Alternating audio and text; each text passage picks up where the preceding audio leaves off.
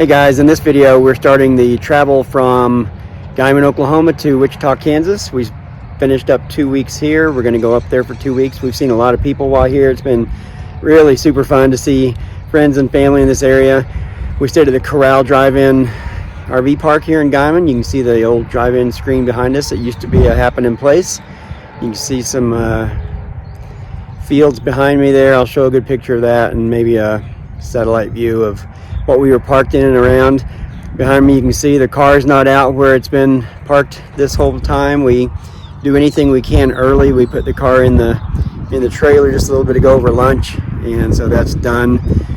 This evening I'll strap it in, but as much as we can spread out the work to get ready, we do, and then to minimize tomorrow morning for the earlier departure that we like. Another thing we do the day before is we make sure to check out the hitch situation with the trailer. We double check that the chains are all attached well with the hooks up here. We check the emergency brake line. This line is tied to the chain hook, and basically if the RV were to come detached from the ball, then this would pull, and the trailer has its own set of brakes, so instead of free rolling down the road, it would come to a halt. It'd be a disaster and a mess, but it wouldn't free roll down the road for another mile or whatever. So that's a good safety feature to have. And I wanted to share another item that we picked up recently to make life a little more convenient. The inside of these RV pedestals have three basic connection points here: 50 amp and a 30 amp and a 20 amp. In this location, the 20 amp is being used to run a heater that keeps the water from freezing up, so they've got it insulated with the heater running. And the house is plugged into 50 amp. This is what gives us 2 legs of 50 amp, total of 100 amps. 30 amps only a single leg, so it's truly only 30 amps.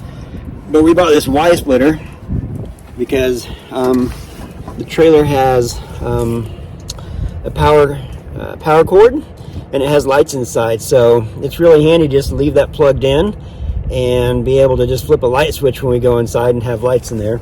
And I bought the splitter because I was having to swap between leaving the trailer plugged in and then leaving the car adapter plugged in, so I can leave the charger cord laying over here on the ground under the trailer.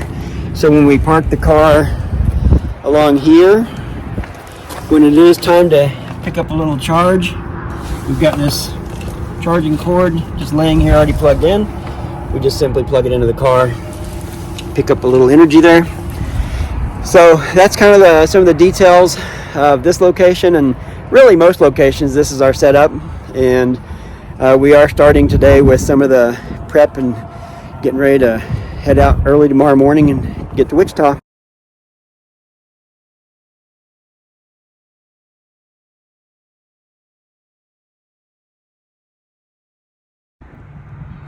One of the things we do on travel day, or preferably the evening before, is make sure we have water in the freshwater tank, which Rhoda did a couple days ago, and then we empty our gray tank and black tank. So here's the hose hooked up over there. I'm going to give you a guided tour of this up close. It comes up and connects here, so the gray and the black come out through the same hose. Pretty convenient. Now the order of operations here is dump the black, and then you dump the gray, so that soapy water rinses this wonderful hose. Nothing more needs to be said there. But a pro tip that I picked up along the way was test first with the gray, in case sometimes it's possible to not get this connected perfectly, or something could come disconnected at one of the joints, or could have popped out over there.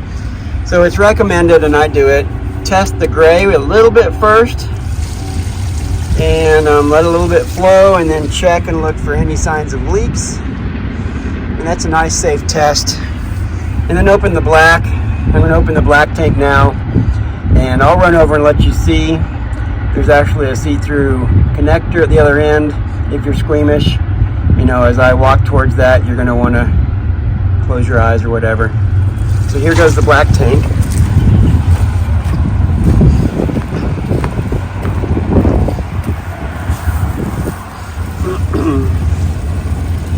this is it flushing down the sewer hookup. Takes a little while. So after that is done flushing, we actually connect a hose to the tank flush to run some clean water inside that tank and flush it out even further. So as we pick back up on the process, we can see that black has still been left open, but there's nothing running. And I have connected the tank flush hose. I realize blue means clean water and white means clean water, and you shouldn't use blue and mix and blah, blah, blah. But on our very first day, I accidentally used this blue one, so it has been set aside strictly for this purpose, so it does not cross-contaminate to any freshwater usage. So you can see the tank flush hole there. You simply plug a hose in there, turn the water on. If you listen closely, you might hear, I keep this Y splitter on here, I've mentioned it before, so I don't have to disconnect the house anytime I need to run water. If you listen, you can kind of hear it's a sprinkler sound. That tank flush is going inside the black tank. There's a connection to run fresh water in there to rinse things down. So let's go check and see what's actually happening, because the black tank is emptied. It takes a little bit for the water to percolate in there, I guess, and then start to drain down and come down this hose. So we left the black tank valve open. We've got fresh water running into to rinse that out, so we can kind of cut down some of that accumulation that takes place. Another thing we'll do once a year is there are people who have specialty high pressure rinse devices that they will put into the tank, both the gray and the black, and you can get those rinsed out really well. You can already start to see that without the tank flush running, there are some bits in there. I saw a piece of toilet paper come flowing through. I used to just run this for a few minutes, and I've learned that typically the water is included. You can see all this stuff that's coming now. It took a little while to build up, but it is flowing good. And so I go 15 or 20 minutes, honestly, because why not? There's no extra charge for the water. It's all built into your cost of your stay. Sorry for the grossness, avert your eyes. But the cleaner that tank becomes between each dump, the better. And if I can let that tank run, that flush run for at least 20 minutes, I will. If longer, that's fine. So it's cleaning the inside of the tank. Here's the evidence. When we come back and look at this at the end, this will be nothing but clear water with no more bits or chunks coming through here. So I usually save a task to do while this runs, because it's pretty boring to wait on this. So next thing I need to do is I get on top before we go. I'm not sure I've shared a video on this, so I'm going to share it again just in case. We get on the roof and we make sure that there's no leaves or sticks or anything. So I'll show you what that looks like up there on the roof next. So this is what our ladder looks like. We added the optional ladder, and it's collapsible. It's made by Lippert, who makes the leveling jacks and ladders and other parts of this rig. And then you can lean it up against there. I have pool noodles that I attach to it to keep it from damaging the paint, but they also install this handy dandy track or hook holder. There's a couple of hooks here on the ladder, and they hook right in there. So I just slide that baby up, hook those hooks in there, and then I'm really secure to get up on the roof.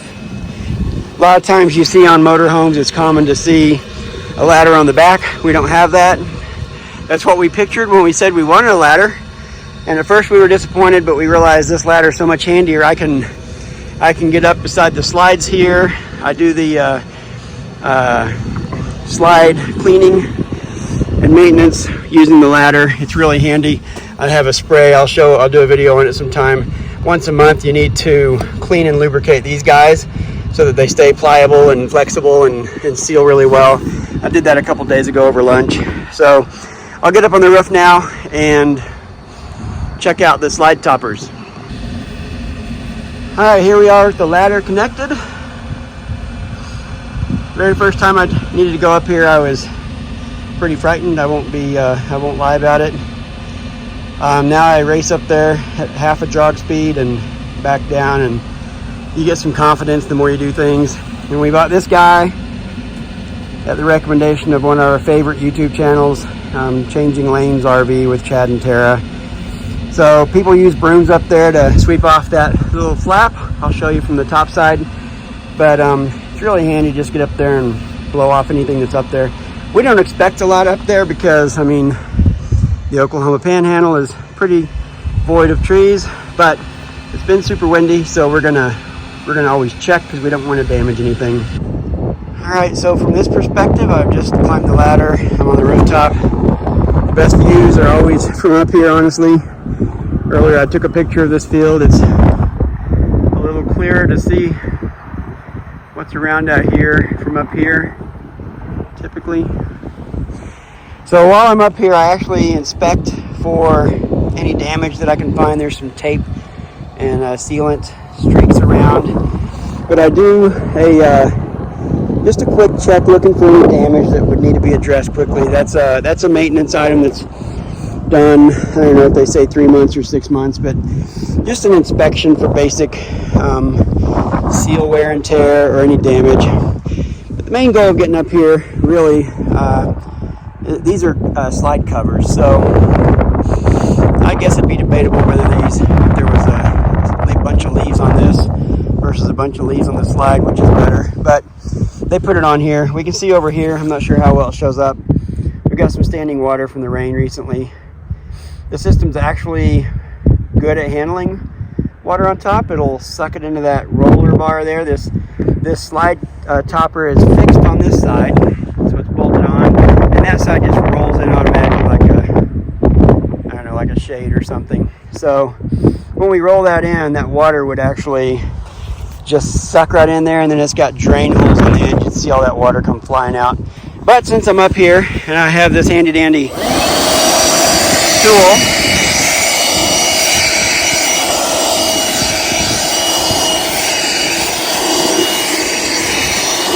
I'm going to blow the water off and reduce how much gets sucked into the mechanism later.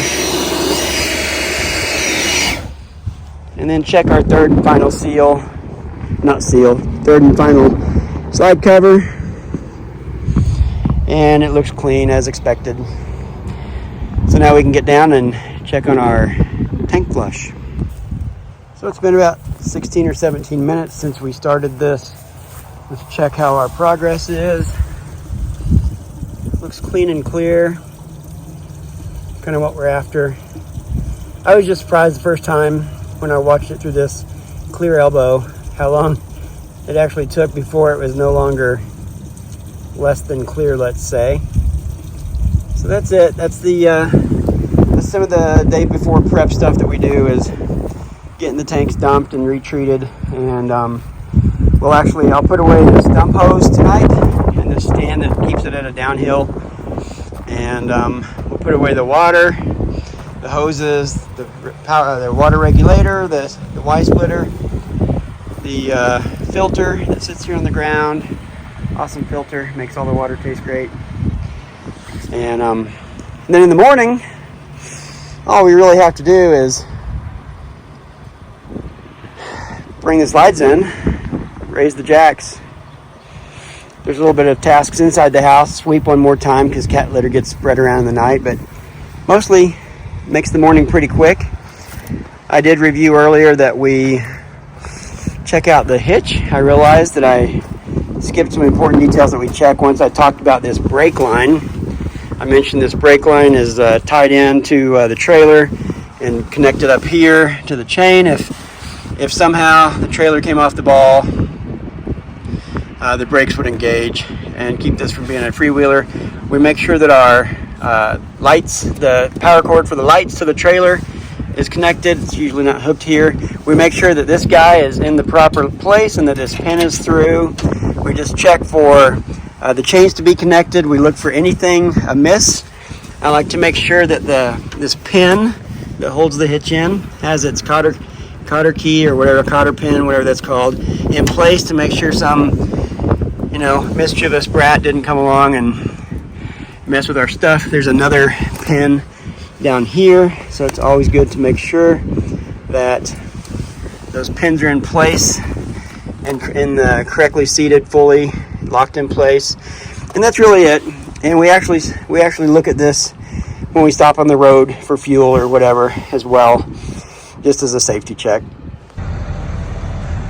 All right, so leaving early means getting ready in the dark, typically. So we're getting slides brought in now, ready for the bedroom slide. All righty, here we go.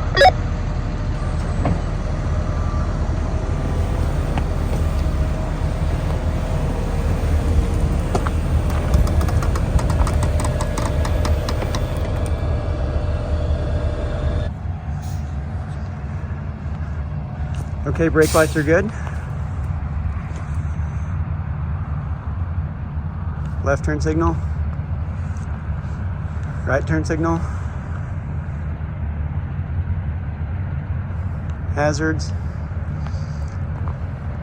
Headlights, we look good.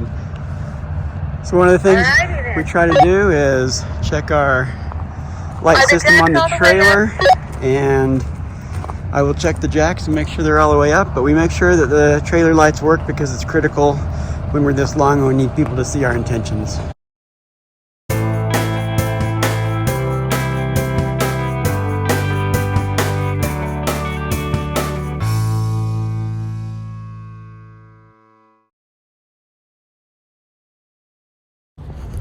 All right, we made it to Wichita. We got here about noon. We usually check before we leave to see what time check-in is, and we didn't this time, and it was supposed to be 1 p.m. But we called and they said we could check in early. So we got here. It's right at 5-hour drive, and I just walked over to the office to check on a question. We got some guests coming. Wanted to see where they're going to put their car, so we're set up here, and everything's hooked up, and we're just getting ready to eat some food. It's been a pretty long day, and we're finally getting hungry. So it's a nice park. You can see some of the other people that are staying here. Already had some people walk over and say hi, so really friendly people. But we'll be here for 2 weeks, trying to see friends and family in the area, and do another update soon. Thanks for watching.